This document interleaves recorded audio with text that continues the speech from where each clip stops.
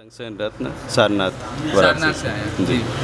तो सर आपके जो साथी हैं बुद्धिस्ट पर्सनल लॉ की बात कर रहे हैं, तो जैसे आप सारनाथ से आए हैं जहाँ भगवान बुद्ध ने अपना पहला उपदेश दिया था, या बोध गया है या अन्य जो बौद्ध विहार हैं, तो क्या बुद्धिस्ट पर्सनल लॉ का इन बौद्ध विहारों पे या जो बौद्ध धार्मिक स्थल हैं उन बुद्धिस्ट पर्सनल लॉ के ना होने पे उन पे कोई फ़र्क पड़ता है क्या?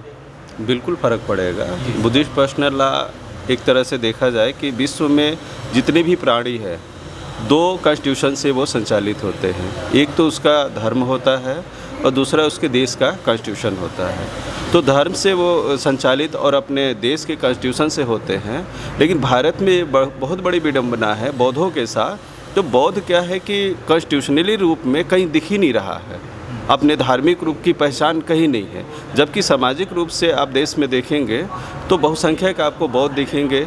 बौद्धों के जितने भी बौद्ध विहार है आज जाके देखेंगे, बहुत सारे कार्यक्रमों में बहुत ज़्यादा संख्या में आज वहाँ पे लोग आ रहे हैं, दर्शन कर रहे हैं। तो इस वजह से पूरा का पूरा प्रभाव बौद्धों के जितने भी संस्कार हैं, जितने भी उनके स्थल हैं जहाँ पे धार्मिक स्थल हैं, उस सब पे फ़र्क पड़ेगा। क्योंकि हमारी पहचान न होने के कारण लीगली रूप में हमारे लिए सरकार की तरफ से कोई भी एजेंडा जो तैयार की जाती है भारत के नागरिकों के लिए, हमारे विषय में सोचा ही नहीं जा रहा है। तो ये जो सबसे बड़ी प्रॉब्लम आई कि जब हमारे बारे में कोई एजेंडा नहीं बनाया जाएगा, कोई कमीशन नहीं बनाया जाएगा, कोई बात नहीं होगी, तो हम तो उपेक्षित ही रहेंगे हमेशा के लिए। तो जब हम संवैधानिक रूप से अपेक्षित रहेंगे तो फिर हम विकास कैसे करेंगे प्रॉपर रूप में। इस वजह से हमारे जो पर्सनल लॉ है यह होना चाहिए। यह तो बेस है हमारा, हमारे आने वाली पीढ़ियों के लिए। हमारे जो उत्तराधिकार का जो सवाल आता है, हमारे जो विवाह होते हैं उसके विच्छेदन पे जो सवाल आते हैं, वो सारे हमारे रूप से हमारे धर्म के आधार पे, हमारे त्रिपिटक है, त्रिपिटक में सारे के सारे हमारे रूल रेगुलेशन सब कुछ लिखा हुआ कि किस प्रकार से हमारे विवाह होंगे। अब देश में विवाह को देखेंगे, जहाँ मुस्लिम समाज के विवाह को आप देखते हैं तो ब्लैक ड्रेसेज में करते हैं, हिंदू समाज में देखेंगे तो रेड में करते हैं, जबकि बौद्धों में आप देखेंगे तो वाइट ड्रेसेज है।